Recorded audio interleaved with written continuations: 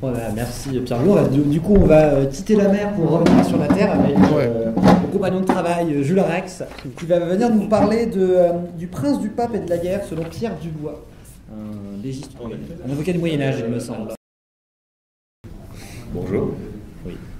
Ça fonctionne, ne t'inquiète pas. Alors hélas, on ne va pas forcément parler en latin, puisque, vous le verrez, mais j'utilise une traduction. Oh, quel dommage. C'est dommage.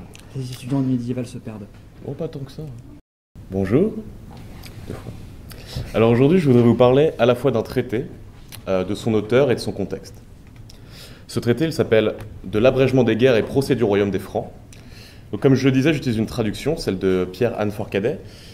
Et j'ai gardé le titre de la traduction, même si je ne suis pas tout à fait satisfait du titre, parce que pour moi, là, dans ce titre-là, en fait, il rassemble en un deux traités. En vérité, il y a un traité sur l'abrègement des guerres et un traité sur l'abrègement des procès. Et nous, on va se concentrer sur celui qui s'intéresse à l'abrègement des guerres.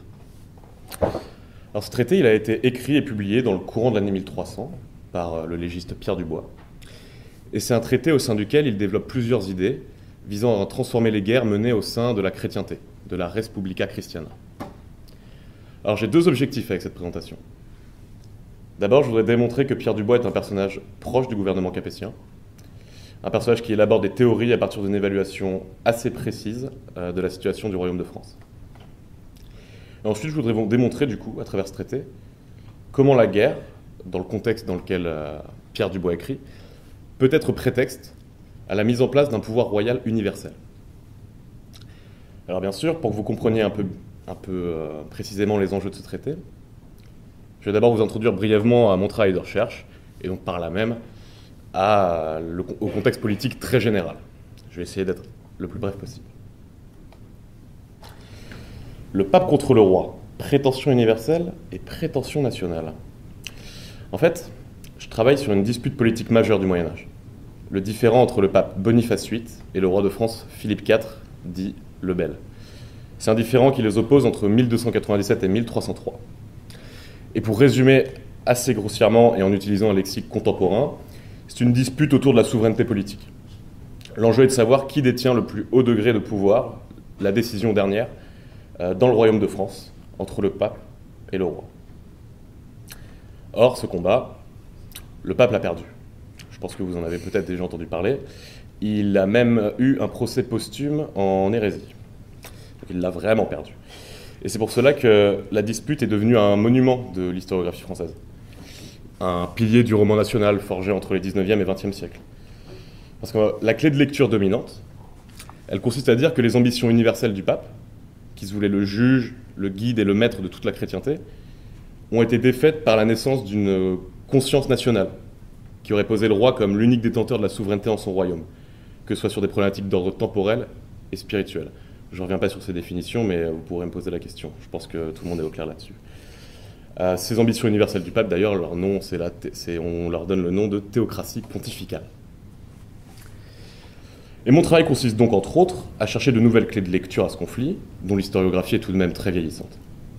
Je m'inscris dans un courant qui bat en brèche les interprétations nationales, sans toutefois les annihiler, parce qu'il y a aussi du vrai là-dedans, mais il y a beaucoup de biais, et donc qui remettent au premier plan les prétentions universelles du royaume de France. Et pour ce faire, parce que j'ai bien conscience que c'est peut-être un petit peu abstrait comme ça, eh bien je m'intéresse à la problématique de la guerre. Parce que précisément la guerre, elle soulève des enjeux universels. Qui décide de la guerre juste? Qui décide de la bonne paix? Dans la conception du temps, cela revient en définitive à savoir qui oriente les chrétiens vers leur salut. Et j'essaie aussi de m'intéresser à des acteurs qu'on a moins investis, qui sont peut-être plus en périphérie du pouvoir politique. Et il y a un écrivain du XIVe siècle qui a beaucoup écrit sur la guerre et les pouvoirs qu'elle alloue au roi de France. Cet écrivain, c'est Pierre Dubois. Alors Pierre Dubois, c'est un avocat du bailliage de Coutances, en Normandie. Il a suivi une formation assez classique des légistes de cette époque-là, c'est-à-dire qu'il a suivi des cours, sûrement les cours, on est à peu près sûr qu'il a suivi les cours de Thomas d'Aquin et de Siger de Brabant à l'Université de Paris. C'est-à-dire que c'est un pur produit de la pensée scolastique. La pensée scolastique, pour rappel, ce courant de pensée qui associe les thèses d'Aristote au concept de la Bible et au lexique du droit romain. Mais ce n'est pas juste un légiste parmi d'autres. Et c'est bien pour ça qu'il a été décrit par Charles-Victor Langlois comme le plus grand journaliste du Moyen-Âge. Parce que Pierre Dubois, il a été assez rapidement reconnu par le gouvernement royal pour ses talents de pamphlétaire. Et on a retrouvé de lui différents traités on les a redécouverts au XIXe siècle, qui ont pour point commun de tous réfléchir aux grands enjeux politiques du temps, en défendant toujours le parti du roi, et très souvent contre celui de l'Église.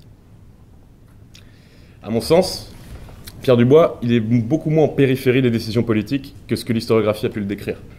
Il y a beaucoup de choses. Déjà, cette supplication du peuple de France au roi contre le pape Boniface, je crois vraiment que c'est une commande du pouvoir royal. Ensuite, il participe aux États généraux de 1302, États généraux entre guillemets. C'est pas vraiment des États généraux, mais c'est une assemblée qui réunit tous les ordres. Il participe aussi à ceux de 1308. Certains de ses écrits ont été retrouvés dans le Trésor des Chartres. Il est mentionné dans différents actes, et c'est ça qui a donné le titre de mon colloque, comme avocat du roi dans les causes ecclésiastiques. Et c'est la première personne à être mentionnée comme avocat du roi dans l'histoire de France, même si c'était pas vraiment, sans doute pas vraiment un avocat du roi, il donne jamais de précision sur sa fonction. Or, dans le courant de l'année 1300, il écrit un traité qui m'a beaucoup intéressé, donc, de l'abrègement des guerres et procès du royaume des Francs.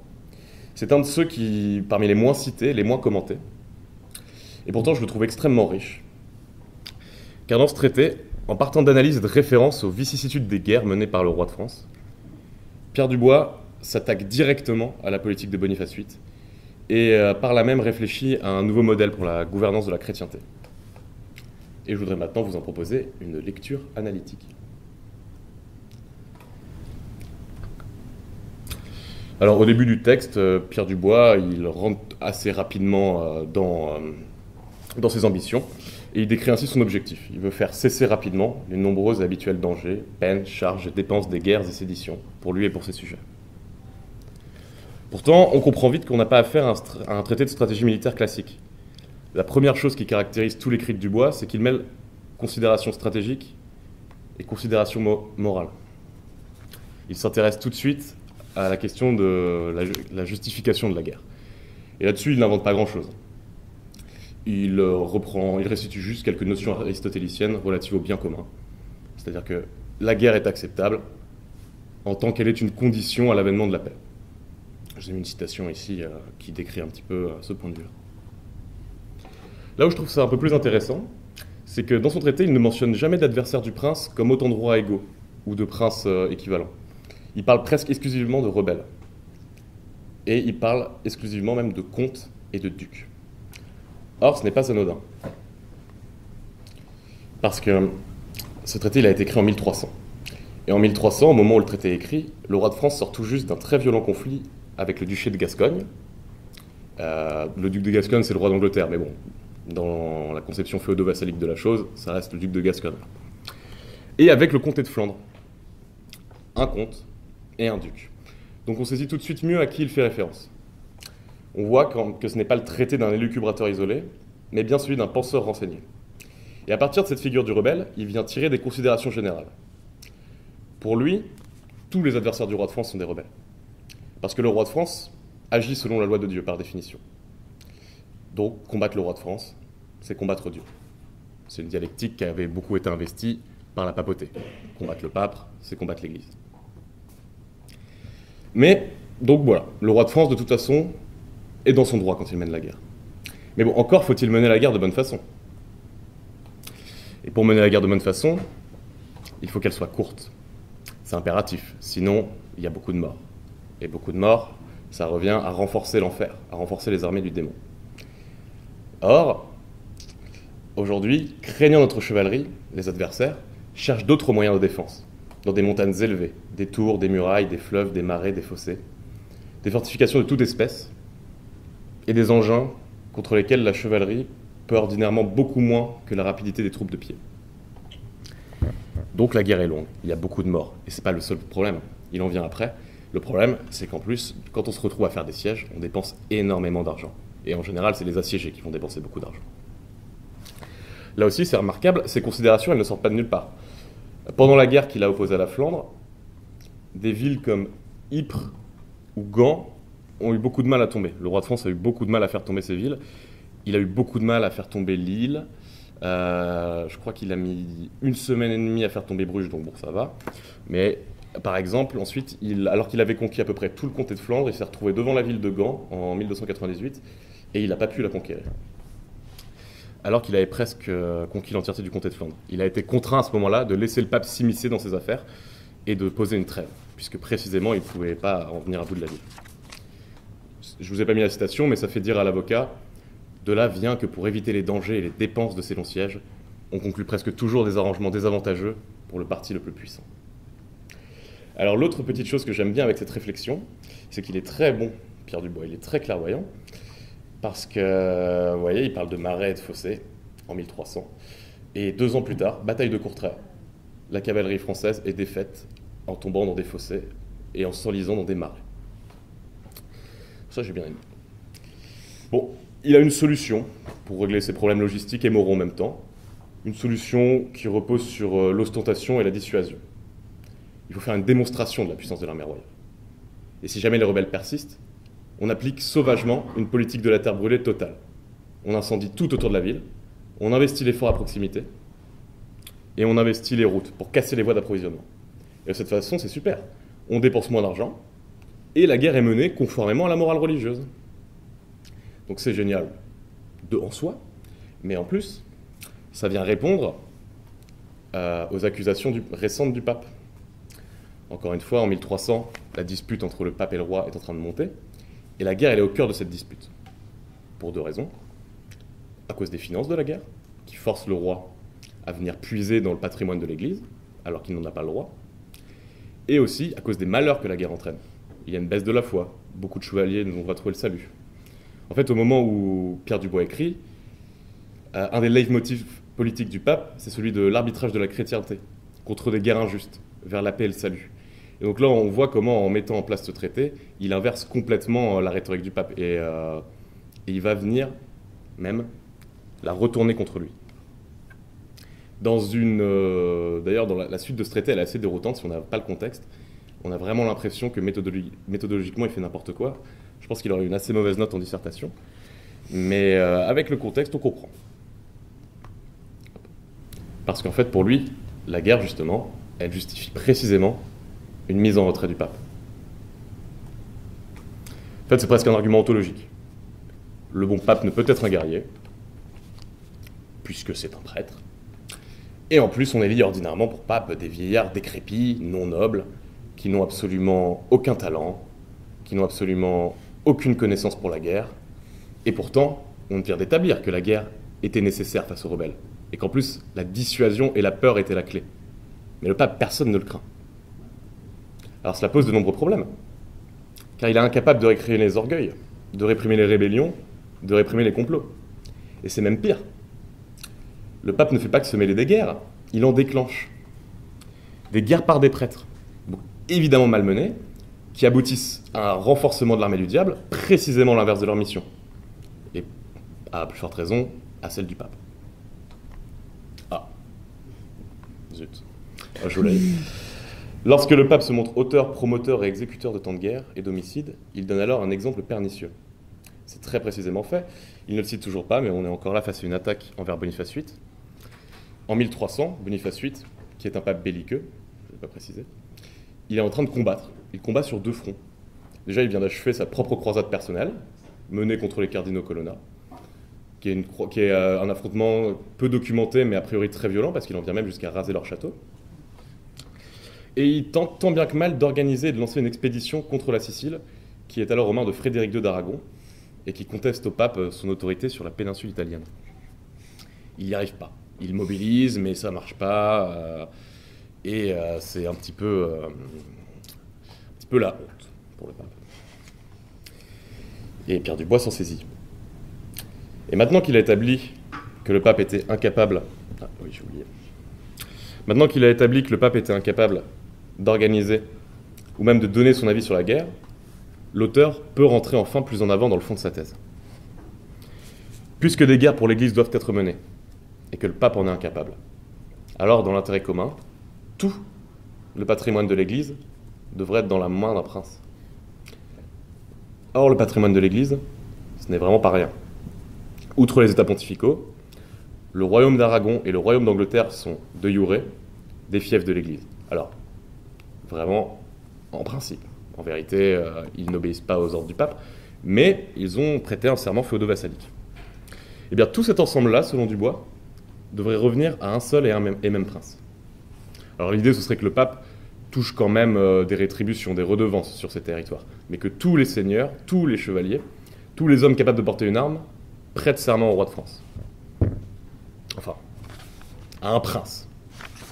Mais quel prince en serait capable, si ce n'est le roi de France?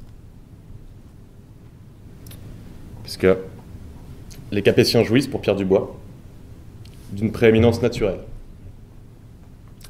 Il écrit presque 2 pages pleines de louanges envers le roi, car véritablement, tous ceux qui examinent comment les princes du monde ont gouverné et gouvernent encore leur sujet reconnaissent qu'il serait souhaitable, et je vous laisse lire la suite. Mais il ne s'arrête pas là. Il dit aussi que l'expérience a prouvé que les astres se présentent sous leurs meilleurs aspects en France, que le peuple de France et ses rois usent largement d'un jugement vraiment plus raisonnable que quelconque autre peuple. Et surtout, il rappelle la filiation de Philippe le Bel avec Charlemagne, le roi des rois. Il fait quelques comparaisons avec Justinien. Autant d'exemples d'empereurs qui ne doivent pas être pris pour anecdotiques, vous l'aurez compris, puisque l'on commence à comprendre où veut en venir Dubois. En fait, il rêve d'un empire pour le roi de France, ou plus précisément, il rêve d'une monarchie universelle. En effet, une fois tout cela mis en place et le patrimoine de l'Église récupéré, les conquêtes pourront se faire de manière plus sûre, plus assurée, et la chrétienté jouira enfin de cette paix que la papauté n'a pas su lui garantir. Ça se présenterait comme ça. Donc, les États du pape, je leur ai fait un sort, ils ont déjà été récupérés. On aurait le royaume de France ici. Le royaume de Castille serait récupéré puisque le roi de Castille, selon Pierre Dubois, serait incapable de se défendre sans demander l'aide du roi de France, et donc finirait par être inféodé. Les royaumes de Sicile, de Naples et de Hongrie seraient récupérés par Charles II d'Anjou, qui est déjà roi de Naples, mais qui convoite effectivement la Sicile et la Hongrie. Et Charles II d'Anjou, c'est l'oncle de Philippe le Bel. Le Saint-Empire romain germanique, il est un peu prudent, il ne sait pas vraiment comment on va s'y prendre, mais a priori, on pourrait très bien imaginer que le fils du roi se fasse élire au Saint-Empire romain germanique. Et ensuite, pour l'Empire byzantin, il préconise que Charles de Valois, le frère du roi, établisse un mariage avec Catherine de Courtenay, la petite fille de Baudouin II, le dernier empereur latin de Constantinople. Et là, c'est pareil, il est assez impressionnant parce qu'il écrit ça en 1300. Et au début de l'année 1301, Charles de Valois se marie avec Catherine de Courtenay.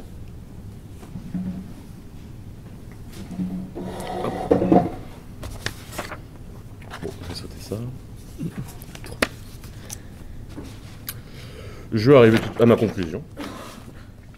Donc voici un peu pourquoi je trouve que ce traité est un formidable témoignage des enjeux qui agitent les débats intellectuels et les vicissitudes politiques de ce temps. Formidable déjà parce que Dubois est un penseur très informé des réalités politiques, très au courant de la guerre de Flandre et de la dispute avec le pape. Formidable aussi parce qu'il met au centre un enjeu assez mésestimé par l'historiographie du différend entre le pape et le roi. Là, on s'est beaucoup concentré sur des questions tenant à la fiscalité des clercs, à la juridiction ecclésiastique. On voit aussi que la guerre, comme devoir, comme sacerdoce, semble aussi être un enjeu d'importance dans cette dispute. Et ce qui est intéressant, ça va me permettre une courte ouverture, c'est qu'il y a 2 choses que permettent la guerre. Elle permet au roi de se substituer à l'empereur. Un seul prince chrétien suffit dans toute la chrétienté pour mener la guerre, donc un seul prince chrétien devrait détenir le pouvoir temporel, et seul le roi de France devrait y être habilité. Et à mon sens, elle permet aussi au roi de se substituer au pape dans ses fonctions sotériologiques. Parce qu'en fait, ce qu'il faut bien avoir en tête, c'est que cette question de la maîtrise de la guerre et de la paix, elle équivaut à cette époque, alors que les Latins n'ont presque plus de possession en Terre Sainte. Saint Jean d'Acre a été repris en 1291. Et bien, décider de la guerre et de la paix, c'est décider de l'organisation ou au contraire du retardement d'une éventuelle croisade. Donc il met le roi en tant que celui qui peut et décider de la croisade et la conduire. Et au final, c'est bien le roi de France donc, qui a entièrement la clé du salut des chrétiens. Et je crois que ce sont là des considérations qui sont très actives dans le gouvernement capétien. Par ailleurs, en 1307, Dubois écrit un traité, que vous avez peut-être pu apercevoir au début, qui s'appelle le De Recuperazione Terrae Sanctae, et qui transpose beaucoup des propos du De Abreuationne, ça va pas du tout, en renforçant encore l'argumentaire par l'enjeu suprême que représente la croisade. Et je vous remercie de m'avoir écouté. Je vais faire accent anglais. Oui, vas-y. Pourquoi j'ai fait un accent anglais Merci Jules pour ta présentation, c'était super intéressant. J'aurais une question, tu nous as parlé de prêtres qui combattaient, est-ce que tu pourrais un peu développer Allez, je travaille sur les Templiers, donc j'ai un peu envie de voir ce... Non, je vais pas parler de prêtres qui combattaient, j'ai parlé de prêtres qui déclenchaient des guerres. Ah. Et tu sais, tu n'es pas sans savoir que les Templiers, c'était aussi beaucoup des laïcs, d'ailleurs. Mais, donc comment dire, en fait, la croisade, le fait de pouvoir déclencher une guerre, je crois que c'est vraiment partie, tout le long du XIIIe siècle, c'est vraiment partie prenante du pouvoir de rassembler, et de rassembler autour de sa cause du pape. Et à partir du moment où ce monopole commence à se déliter, et qu'il ne peut plus du coup déclencher d'expédition, avoir un droit même sur la guerre, il y a beaucoup de choses qu'il ne peut plus faire. Il ne peut plus poser d'arbitrage, donc il ne peut plus se poser comme garant de la paix. Il ne peut plus être celui qui va guider la chrétienté vers son salut ultime. Et c'est autant de choses que le pape faisait. Mais effectivement, oui, on a des prêtres qui déclenchent des guerres. Petite question. Oui, merci Jules pour ta présentation. Alors moi, je trouve cette carte quand même intéressante parce qu'avec Pierre Dubois, est-ce qu'il détaille comment on parvient à cette carte justement ? Mais après, tu sais, c'est un rêveur. Oui, c'est un petit peu ce que j'ai dit. Alors, je suis allé un petit peu vite, mais il détaille pas tant que ça. Ah, pardon. Non, il détaille pas tant que ça. En fait, il dit à peu près ce que j'ai dit. C'est là qu'il est quand même beaucoup dans la théorie. Mais après, je crois... Je sais pas, je peux pas le prouver à quel point est-ce qu'il est informé des plans du roi de France. Mais on le sait que Philippe le Bel avait effectivement pour plan de faire élire un de ses proches au Saint-Empire romain germanique. On sait que Charles de Valois a voulu devenir l'empereur de Constantinople. Charles d'Anjou a toujours voulu mettre la main sur le royaume de Sicile.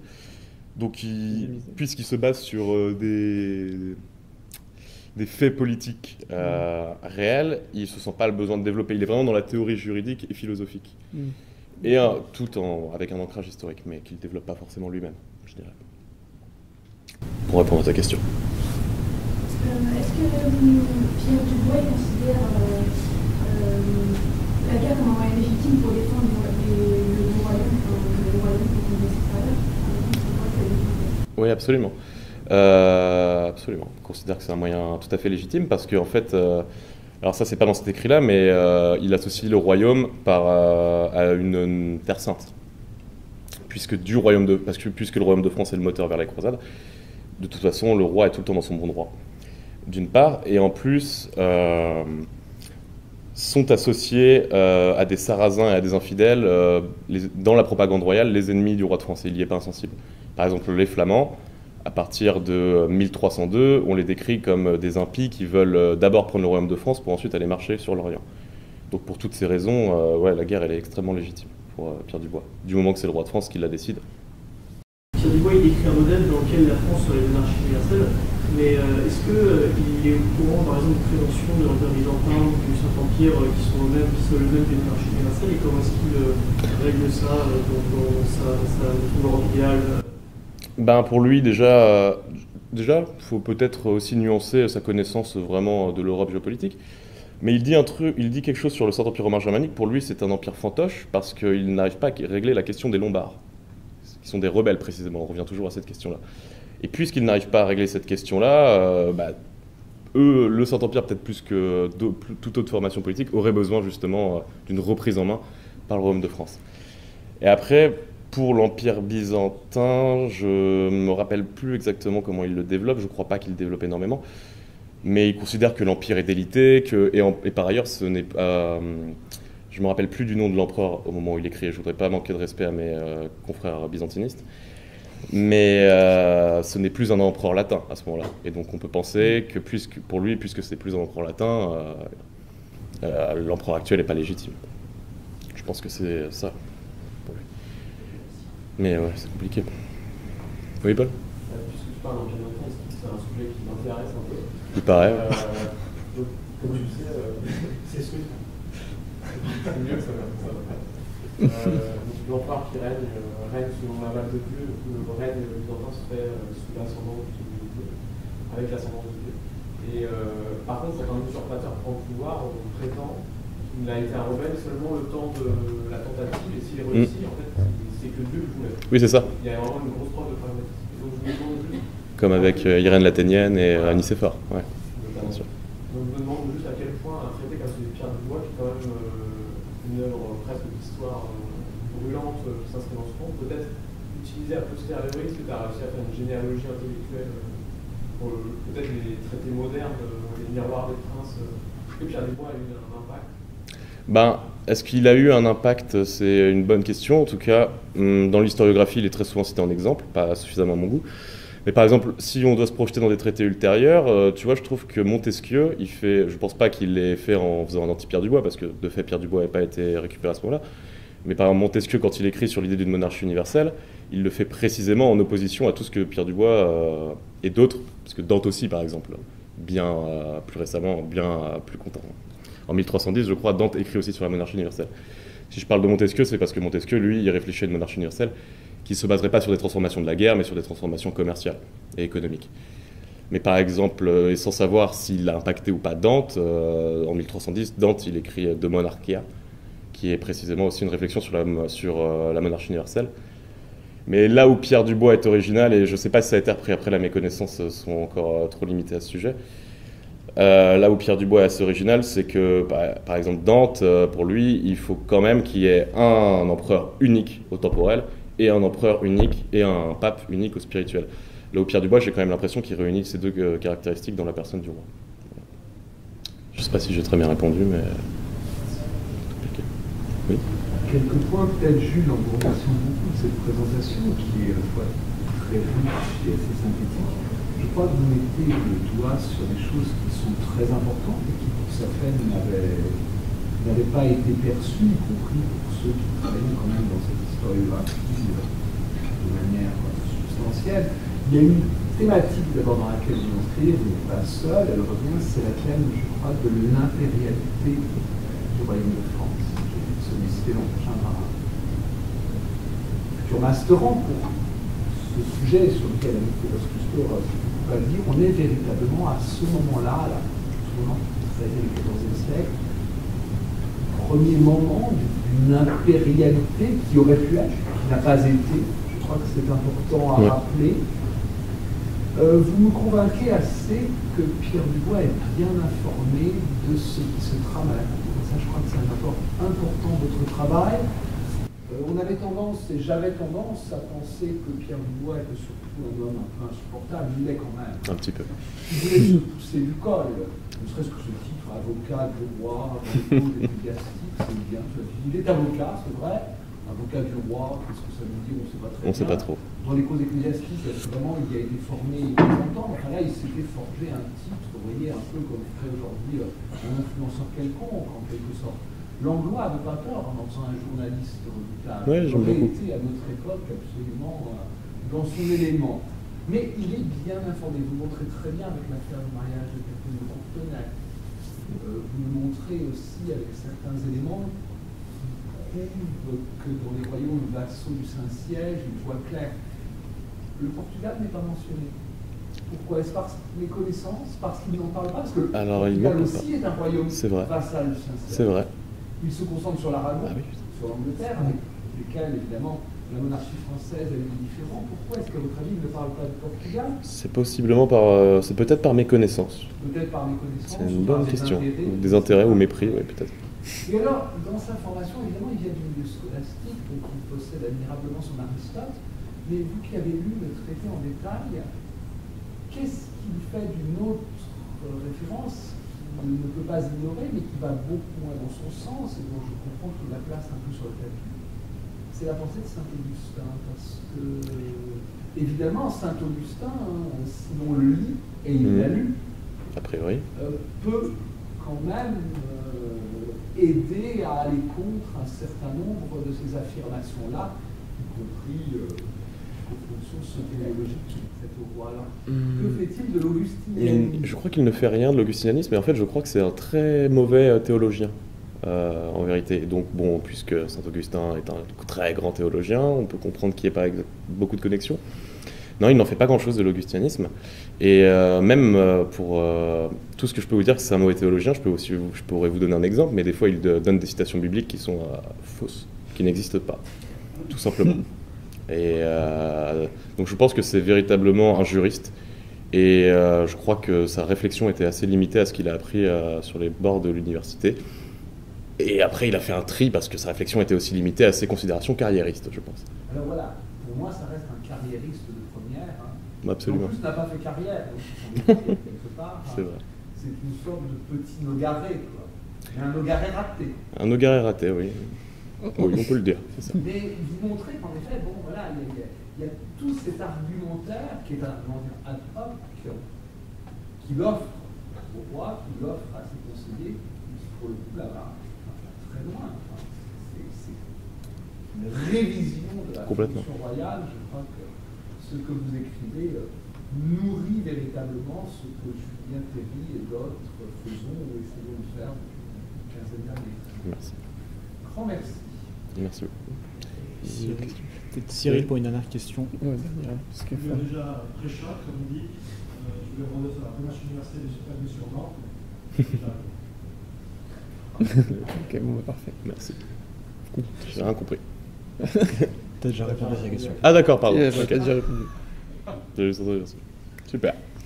Je Eh lis. bien, s'il n'y a pas de questions, je pense qu'on peut clôturer Oui, je ce pense thème qu'on sur les peut, transformations de la guerre, qu'on a vu dans des contextes un peu différents, que ce soit en terrain colonial, ou bien